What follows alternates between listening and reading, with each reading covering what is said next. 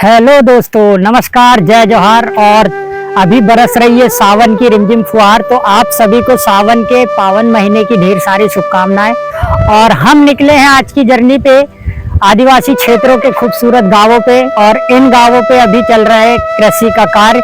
और हम भी ने सोचा चलो तफरी करके आते हैं इन जंगल के गांवों पे क्या चल रहा है। और रिमझिम बरसात के मौसम में प्रकृति में सुंदरता की चादर ओढ़ चुकी है। और भरी जिंदगी के बाद इन गांवों की हसीन वादियों में आकर के जो सुकून मिलता है उसके क्या कहने। तो आज चलिए हमारे साथ में और इन जंगलों के बीच में बसे छोटे छोटे गांवों के देखते हैं वर्षा काल में इन गांवों के हालात कैसे हैं और इन गांवों पे क्या चल रहा है। तो आज का व्लॉग होने वाला है बहुत छोटा सा। और आज मेरे साथ जर्नी पे आए हैं आमिर भाई। तो आमिर भाई और मैं अभी फिलहाल रास्ते पर हैं और अभी हम निकलते हैं इन गांवों की तरफ। तो चलिए आज की जर्नी करते हैं। कहाँ जा रहे हैं आज अपन? कटंगी रैयत। कटंगी रैयत आज अपन जर्नी करने के लिए जा रहे हैं ना। तो दोस्तों देख सकते हैं इस तरीके से जो है अभी आसमान पे हल्के हल्के बादल बने हुए। खैर आज तो बारिश बंद है, विगत दिनों से बहुत ज्यादा बारिश हुई है। तो चलिए अब करते हैं जर्नी। वर्षा काल पे जब प्राकृतिक हरियाली की चादर ओढ़ती है तो इसकी सुंदरता पे चार चांद लग जाते हैं। और संपूर्ण क्षेत्र में जो हरियाली बरबसी अपनी ओर लोगों को आकर्षित करती है। और भाई मैं तो प्राकृतिक प्रेमी हूँ और प्रकृति के साथ बचपन से जुड़ा हुआ हूँ। मुझे इस प्राकृतिक से बहुत लगाव है और मेरी हर वीडियो जो होती है प्राकृतिक को समर्पित होती है। और आज भी ऐसे ही मैं वन क्षेत्र पे जा रहा हूँ। ये ट्राइबल ब्लॉक का एक आदिवासी गांव है और इस गांव की जर्नी हम आज बाइक द्वारा कर रहे हैं। तो चलिए प्रकृति के सुंदरता वाले इस मार्ग की खूबसूरत वादियों के नज़ारे का लुत्फ उठाते हैं। और आप भी हमारे साथ में इन प्राकृतिक वातावरण की सुंदरता का लुत्फ लीजिए। और अभी घाटी उतरने के बाद में हम लोग जो है कटंगी गांव है यहाँ पहुंचने वाले हैं। बस इस टर्न के आगे से जो है गांव स्टार्ट हो जाता है। और ये भी पेस्ट टाइगर रिजर्व का जो बफर एरिया है। और मुरेर ग्राम के बाद से जो है कोर एरिया की सीमा लग जाती है। हम आपको आगे कोर एरिया का गेट भी दिखाने के लिए लेकर जाएंगे। फिलहाल ये पेस्ट टाइगर रिजर्व का बफर क्षेत्र है। और इन क्षेत्रों पे भी जो तो जंगली जानवरों का बहुत आतंक रहता है जो किसानों की फसलों को मवेशियों को यदा कदा नुकसान पहुंचाते रहते हैं। और दोस्तों गांवों की दैनिक दिनचर्या कुछ इस प्रकार होती है। ये देखेंगे आप, ये कुछ बुजुर्ग लोग बैठ करके जो है अपने खेतों के समीप में मवेशी चरा रहे हैं और बाकी लोग खेतों में कार्य करने के लिए पहुंच चुके हैं। और चलिए हम जो है कटंगी ग्राम में एंटर कर चुके हैं। और आप देखेंगे गांव पूरा सूना सूना सा पड़ा है। और गांव पे अभी जो है दोपहर का वक्त हो रहा है और बामुश्किल ही लोग इस गांव में हैं। ज़्यादातर लोग मजदूर वर्ग से संबंध रखते हैं और कृषक वर्ग से संबंध रखते हैं। तो सारे लोग अपने खेती किसानी के कार्य करने के लिए गए हुए हैं खेतों की तरफ पे। और इक्का दुक्का लोग जो है इन गाँवों पर हैं। और आप देखेंगे ये पुराने जमाने के जो घर निर्मित किए जाते थे उसी शैली के घर आज भी बने हुए हैं। खैर अब प्रधानमंत्री आवास योजना के मकानों ने गांवों तक अपनी पहुंच बना चुकी है। और सुदूर अंचलों में बसने वाले गांवों में तक अब पक्के मकान दिखाई देने लगे हैं। पर लोग आज भी मिट्टी, लकड़ी और घास फूस से बनाए गए मकानों में सुकून के साथ रहना पसंद करते हैं। और अभी दोस्तों हम लोगों को जो है कटंगी क्रॉस करने के बाद में मुरेर की तरफ जाना है। और यहाँ से मुरेर जाने वाला मार्ग स्टार्ट होता है और ये भी जो है जंगल के बीच से होकर के गुजरता है। और वर्षा काल में बामुश्किल लोग यहाँ से आना जाना कर पाते हैं क्योंकि बरसाती नालों में जो है बाढ़ वगैरह आ जाती है।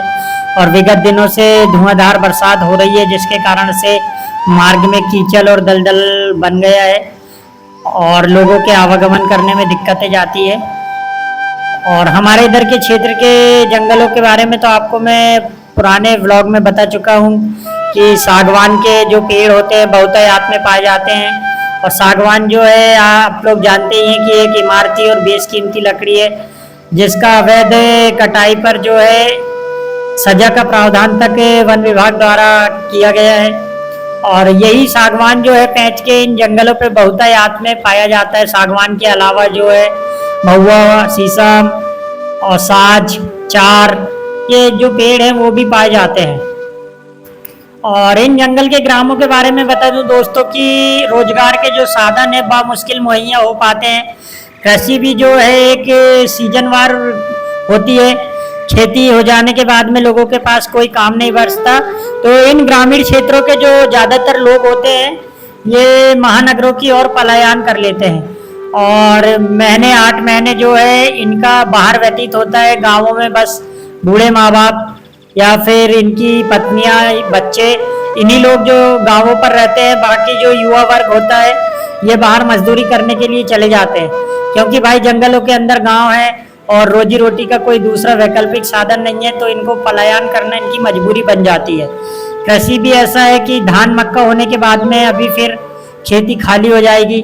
जिसके पास पानी वगैरह होता है वो गेहूं आदि की खेती कर लेता है, बाकी समय जो खेत हैं वो खाली ही पड़े रहते हैं। और ये पूरा ट्राइबल क्षेत्र है और गोंड जनजाति इस क्षेत्र में बहुतायत में निवास करती है। और गोंड जनजाति के बारे में तो वो आपको बता ही चुका हूँ कि ये अपनी अनूठी सांस्कृतिक रिवाजों की शैली का निर्वहन करने वाली जनजाति है। चलिए दोस्तों, हम पहुंच चुके हैं अब मुरेर ग्राम के पास में, और ज़्यादा नहीं बामुश्किल 8 या 10 घरों की बस्ती है।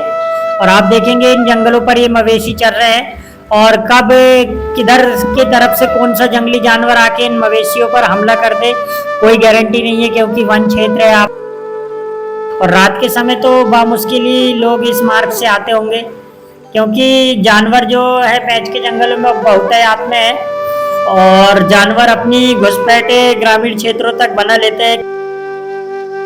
और दोस्तों, पेंच टाइगर रिजर्व का जिस समय गठन नहीं हुआ करता था उस समय इस गांव से टुरिया सतोसा जाने के लिए एक मार्ग हुआ करता था, जिसकी दूरी लगभग 15 से 20 किलोमीटर हुआ करती थी।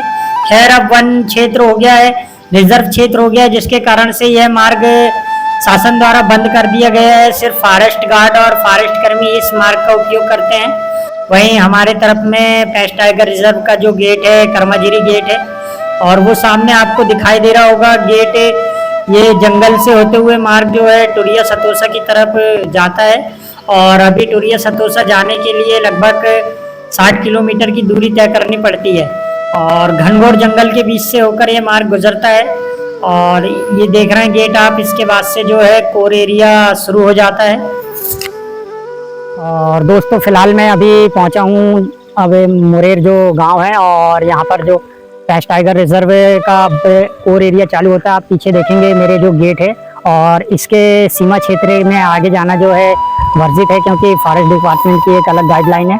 और इसी के पास से जो है आप देखेंगे पूरा खेती का कार्य किया जाता है, और यहाँ से ये वन विभाग द्वारा पत्थरों से अपनी बाउंड्री लाइन तैयार की गई है। और इसके इधर पे जो है किसान, और इन जंगल के समीप वाले खेतों की बात करें तो जो जंगली जानवर होते हैं जिसमें सूकर, चीतल, सांबल जो है ये बहुत ज़्यादा मात्रा में इन फसलों को नुकसान पहुंचाती है, और इन किसानों को बामुश्किल अपनी पैदावार की रक्षा करनी पड़ती है। मतलब साफ शब्दों में और साफ लहजे में कहें तो जंगलों के समीप में खेती करना जो है बहुत टेढ़ा कार्य होता है। और ये देखेंगे इधर इस तरफ पे जो है धान का परा लगाया गया है, और यहीं समीप जो है पेंच टाइगर रिजर्व के कोर एरिया की सीमा है। और ये जो गेट है पेंच टाइगर रिजर्व के प्रवेश द्वार बफर क्षेत्र की जो सफारी की जाती है वो इन एरियो से कराई जाती है। चलिए दोस्तों, अब पेंच के जंगलों के बीच में बसा है ये छोटा सा गांव मुरेर आपको घुमाते हैं और दिखाते हैं इस गांव में कैसे घरों की बनावट है और लोग किस तरीके जीवन यापन करते हैं। फिलहाल दोपहर का वक्त है और ऐसा लग रहा है गांव पूरा खाली पड़ा हुआ है। गांव के ज़्यादातर लोग जो है खेती किसानी के कार्यों के अलावा मजदूरी के कार्यों में गए हैं।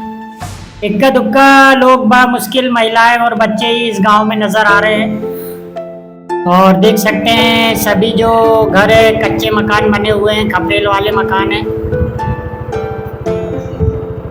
और ऐसा कुछ नज़ारा ग्राम मुरेर कटंगी का है। और ये वन परिक्षेत्र के बीच में बसा हुआ छोटा सा गांव है। मुश्किल 8 से 10 घरों की बस्ती है और इस गांव में जो है एक टावर भी लगा दिया गया है नेटवर्क सुविधाओं के लिए। तो चलिए अब इस छोटे से गांव की जर्नी की यात्रा का वृत्तांत आपको बताते हुए अब अपने डेस्टिनेशन की तरफ निकलते हैं।